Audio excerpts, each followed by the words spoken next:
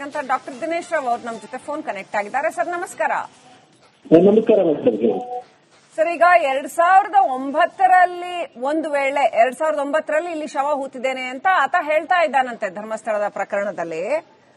ಅಂತ ಒಂದು ಶವ ಸಿಕ್ಕರೆ ಅದನ್ನ ಇವತ್ತು ಯಾರದ್ದು ಅಂತ ಐಡೆಂಟಿಫೈ ಮಾಡೋದಕ್ಕೆ ಸಾಧ್ಯ ಆಗತ್ತಾ, ಅಥವಾ ಅದು ಡಿಕಂಪೋಸ್ ಏನಾದ್ರೂ ಆಗಿರತ್ತಾ? ಶವ ಅಂದ್ರೆ ಬಹುಶಃ ಅಸ್ಥಿ ಪಂಜರ, ಕೆಲವು ಅಸ್ಥಿಗಳು ಸಿಗಬಹುದಷ್ಟೇ ಅಂತ ಅನ್ಸುತ್ತೆ. ಅದನ್ನ FSL ರೀತಿಯ ಹೇಗೆ ಇವರು ಪತ್ತೆ ಹಚ್ತಾರೆ ಸರ್? ಅಲ್ಲ ನೋಡಿ, 2009 ಅಂದ್ರೆ nearly around some 15-16 years. So 15-16 ವರ್ಷ ಡೆಫಿನೆಟ್ಲಿ ಶವ ಅಂದ್ರೆ ಬರೀ ಮೂಳೆಗಳು ಸಿಗುತ್ತೆ, there is no doubt. So ಮೂಳೆಗಳು ಸಿಕ್ಕಾಗ ಇದರ ಪ್ರಕ್ರಿಯೆ ಇಷ್ಟೇ, ಮೊದಲು ಈ ಮೂಳೆಗಳನ್ನ ಉತ್ಪನ್ನ ಮಾಡಿ ಸಿಗ್ಬೇಕು, ದಟ್ ಇಸ್ ನಂಬರ್ 1. ಮೂಳೆ ಸಿಕ್ಕಿದ ನಂತರ ಸೊ ಇದು ಗಂಡು ಹೆಣ್ಣು, ವಯಸ್ಸು ಎಷ್ಟು, ಇದರ ಹೈಟ್ ಎಷ್ಟು ಇರ್ಬೋದು,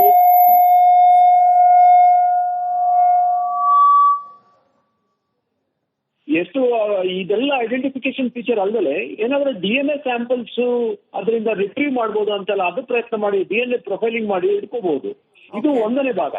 ಎರಡನೇ ಭಾಗ ಏನಂದ್ರೆ, ಈ ಮೂಳೆಗಳ ಮೇಲೆ ಏನಾದ್ರೂ ಗಾಯಗಳೇನಾದ್ರೆ ಏಟ್ ಆಗಿದ್ರೆ, especially blunt and sharp injuries ಅಂತೀವಿ, ಕತ್ತಿ, ಮಚ್ಚು, ದೊಣ್ಣೆ, ಕಲ್ಲು, ಇಂಥದ್ರಲ್ಲಿ ಏನಾದ್ರೂ ಏಟಾಗಿ ಸತ್ತಿದ್ರೆ ಮಾತ್ರ ಮೂಳೆಗಳಿಗೆ ಏಟಾಗಿರುತ್ತದೆ. ಅದರ ಆಧಾರದ ಮೇಲೆ ಏಟ್ ಸತ್ತ ಅಂತ ತಿಳ್ಕೊಳ್ಬಹುದು.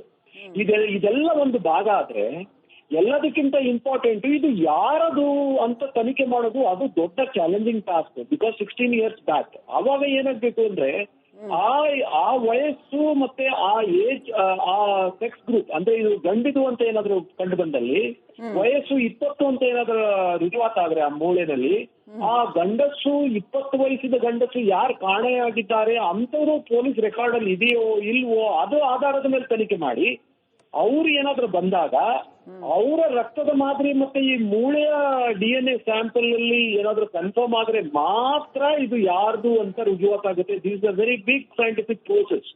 ಬರೇ ಮೂಳೆ ಸಿಗೋದ್ರಿಂದ ನಾವು ತನಿಖೆ ಮುಗಿದೋಯ್ತು ಅನ್ನೋದು ದೊಡ್ಡ ತಪ್ಪು. It is only 10-20% of the investigation.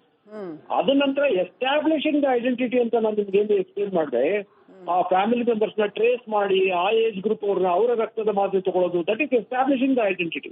ಅದು ಒಂದು ಇಷ್ಟೆಲ್ಲ ಮಾಡಿದ್ರು ಸಹ it is around 40% of the investigation.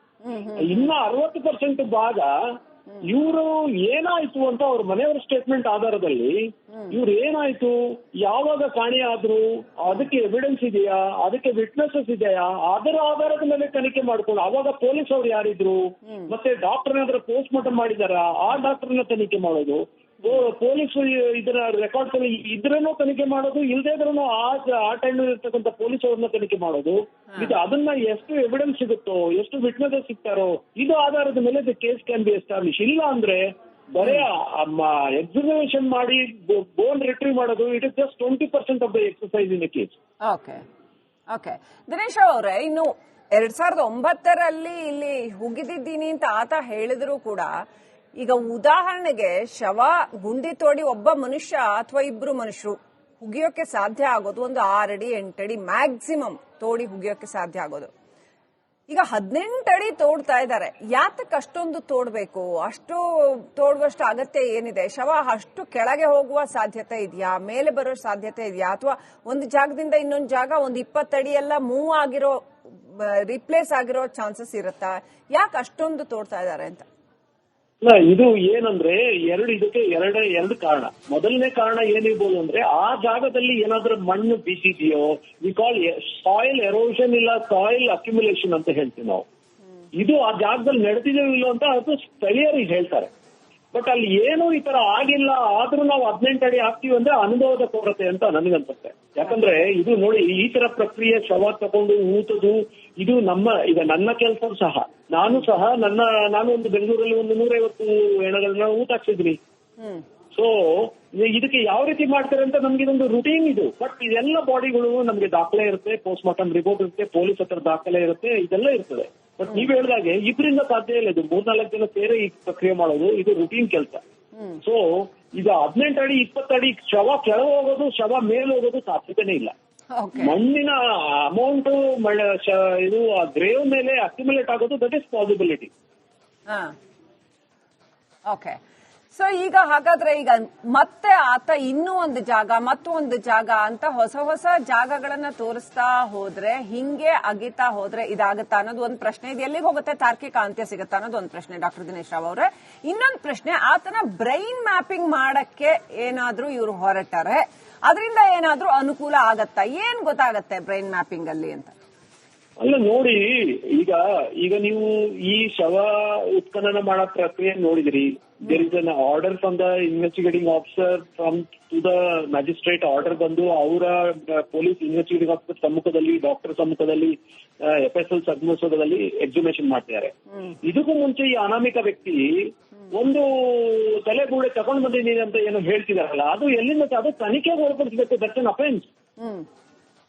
ಅದು ಅಫೆನ್ಸ್. ಅದ್ರದ ಅಲ್ಲದೆ ಇವನ್ನ ಪ್ರೊಫೈಲಿಂಗ್ ಮಾಡಬೇಕು. What is the psychological status, because ಅವ್ರು ಹೇಳಿದ ಜಾಗದೆಲ್ಲ ಸಿಕ್ತಿಲ್ಲ. Is he misleading the police investigating officer. ಹೌದು, ಮಿಸ್ಲೀಡಿಂಗ್ ದ ಇನ್ವೆಸ್ಟಿಗೇಟಿಂಗ್ ಆಫೀಸರ್. ಇವ್ರು ಹೇಳ್ತಾರ ಜಾಗದಲ್ಲಿ ಸಿಕ್ತಿಲ್ಲ. ಆಮೇಲೆ ಅಂದಾಗ ಇವನ್ನ ತನಿಖೆ. ಆಮೇಲೆ ಮೊದಲನೇದವ್ರಿಗೆ ನೋಡಿ, ಮೋಸ್ಟ್ ಇಂಪಾರ್ಟೆಂಟ್, ಇವನು ಒಬ್ಬನೇ ಊಟ ಹಾಕ್ಲಿಕ್ಕೆ ಸಾಧ್ಯ ಇಲ್ಲ ಅಂತ ಎಲ್ಲದಕ್ಕೂ, ಎಸ್ಪೆಷಲಿ ನಾವು ಈ ಕೆಲಸ ಮಾಡೋರು ನಮಗ್ ಗೊತ್ತು. ಅಂತದ್ರಲ್ಲಿ ಜೊತೆಗಾರರನ್ನ SIT ಯಾಕೆ ಟ್ರೇಸ್ ಮಾಡ್ಲಿಲ್ಲ, ಅವ್ರನ್ನ ಒಟ್ಟಿಗೆ ಯಾಕೆ ಸೇರಿಸ್ಲಿಲ್ಲ? ಅಲ್ಲದೆ ಇವ್ರಿಗೆ ಬಾಡಿ ಕೊಟ್ರಲ್ಲ, ಅವ್ರನ್ನ ಯಾಕೆ ಕರೆಸಿ ತನಿಖೆ ಮಾಡ್ಲಿಲ್ಲ? ಮತ್ತೆ ಅವ್ರಿಗೆ, ಯಾಕಂದ್ರೆ ಇವನ್ಗಿಂತ ಜಾಸ್ತಿ ಇನ್ಫಾರ್ಮೇಶನ್ ಇರುತ್ತೆ. ಯಾವ ಬಾಡಿ ಕೊಟ್ಟ ಗೊತ್ತಿರುತ್ತೆ, ಏನಕ್ಕೆ ಕೊಟ್ಟ ಅಂತ ಗೊತ್ತಿರುತ್ತೆ, ಎಲ್ಲಿ ಊಟ ಹಾಕ್ದ ಅಂತ ಅವನು ಗೊತ್ತಿರುತ್ತೆ. ಇವ್ರಿಗೆಲ್ಲ ಸೇರಿ ಯಾಕೆ SITಗೆ ಹೆಲ್ಪ್ ತಗೊಳ್ಳಿಲ್ಲ? ಬರೀ ಇವನು ಒಬ್ಬನಿಗೆ ಅದು ಮುಸ್ಕಾಕೊಂಡು. ಇದಲ್ಲದೆ ಇನ್ನ ಕೆಲವರು ಬರ್ತಿದ್ದಾರೆ ವಿತೌಟ್ ಮುಸ್ಕ್, ವಿತೌಟ್ ದ ಮಾಸ್ಕ್. ಅವ್ರು ಹೇಳ್ತಿದ್ದಾರೆ ನಾನು ತೋರಿಸ್ತೀನಿ ಅಂತ, ಬಟ್ ಅವ್ರನ್ನ ಲೆಕ್ಕಕ್ಕೆ ತಗೊಳ್ತಲ್ಲ SIT. ಇದ್ಯಾಕೆ? So these are all very some strange things are happening. And one thing, ಈವೇನ್ ಪ್ರಕ್ರಿಯೆ ನಡೀತಿದ್ದಾರೆ, ಇಟಾಚಿ ಮತ್ತೆ JCB ತಗೊಂಡ್ರೆ ಮಣ್ಣು ತೆಗಿತಿದ್ದಾರೆ. This cannot be called as exhumation. ಇದು ಎಕ್ಸ್ಕವೇಷನ್ ಅಂತೀವಿ ಅಷ್ಟೇ ಹೊರತು, not exhumation. Is a scientific process. ಈ ತರ ಮಣ್ಣು ಎಲ್ಲ ಇದ್ ಮಾಡೋದ್ರಿಂದ ಮೂಳೆಗಳು, ಹಳೆ ಮೂಳೆಗಳು ಒಡೆದೋಗುತ್ತೆ. ಆಮೇಲೆ ಅದು ಒಡೆದೋದಾಗ then it will become, you will lose evidences. So that is dangerous. This is absolutely not the way of exhumation. ಆಮೇಲೆ ಈ ರಾಡಾರ್ ಅಲ್ಲಿ ಗೊತ್ತಾಗತ್ತಾ, ಇವರು GPR ತಂದಿದ್ದಾರೆ, ಅಲ್ಲಿ ತಂದು ನೋಡ್ತಾ ಇದಾರೆ, ಅದ್ರಲ್ಲಿ ಎಷ್ಟು ಮಟ್ಟಿಗೆ ಗೊತ್ತಾಗತ್ತೆ ಮೂಳೆ ಅಥವಾ ಅಸ್ಥಿಪಂಜರ ಇದ್ರೆ? ಅಲ್ಲ ನೋಡಿ, GPR ಎಲ್ಲ ನಾವು ಈಗ ನಾನು 3 ವಿಧದಲ್ಲಿ ನಾವು ತನಿಖೆ ಮಾಡ್ತೀವಿ, especially under ground graves. Especially GPR ಎಲ್ಲ ನಾವು ಅನ್ಮಾರ್ಕ್ ಗ್ರೇವ್ಸ್ ಮಾಡ್ತೀವಿ. ಸೊ ಇವ್ರು ನೋಡಿ, SIT ಉದ್ದೇಶ ಇದ್ದಿದ್ದೇನು, ಇವ್ನು ಏನ್ ತೋರಿಸ್ತಾನೆ ಅದು ತೆಗಿಯೋದಕ್ಕೆ, ಬಾಡಿ ಹುಡ್ಕೋದಕ್ಕಲ್ಲ. GPR ಹುಡ್ಕೋದಕ್ಕೆ, ಬಾಡಿ ಹುಡ್ಕೋದಕ್ಕೆ ಮಾಡಿರ್ತಕ್ಕಂತ ಒಂದು ವಸ್ತು. ಬಟ್ ಅದಕ್ಕೆ ಕೆಲವು errors are there. There are certain deterrent factors. One is the wet land is a deterrent factor. Dry area ಬೇಕು. ಇಲ್ಲಿ ಮಳೆ ನಾವು ಕಣ್ಣಿಗೆ ಕಾಣಿಸ್ತಾ ಇದೆ. So that is one deterrent. ಎರಡನೇದು ನಾನು ನೋಡಿದೆ, ಅದೊಂದು ಡ್ರೋನ್ ನಲ್ಲಿ ಮತ್ತೆ ಗ್ರೌಂಡ್ ಕಾಂಟ್ಯಾಕ್ಟೇ ಇಲ್ಲ.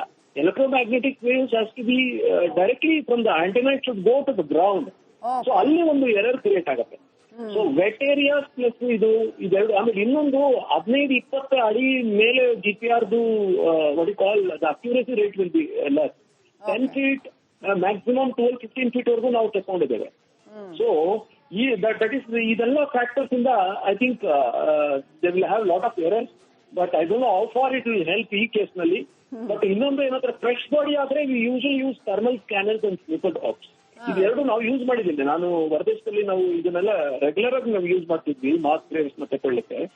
So but that will not be hold good in case of bones, especially because bones ಅಲ್ಲಿ ಥರ್ಮಲ್ ಸ್ಕ್ಯಾನರ್ಸ್ ಮತ್ತೆ ಸ್ನಿಫರ್ ಡಾಗ್ಸ್ ಅಷ್ಟು ಹೆಲ್ಪ್ ಆಗೋದಿಲ್ಲ. ಬಟ್ GPR, ಬಟ್ ಈ ತರ ಟೆರೈನ್ ಅಲ್ಲಿ, ಈ ತರ ಅಟ್ಮಾಸ್ಫಿಯರ್ ಅಲ್ಲಿ, ಎನ್ವಿರಾನ್ಮೆಂಟ್ ನಲ್ಲಿ I don't think will be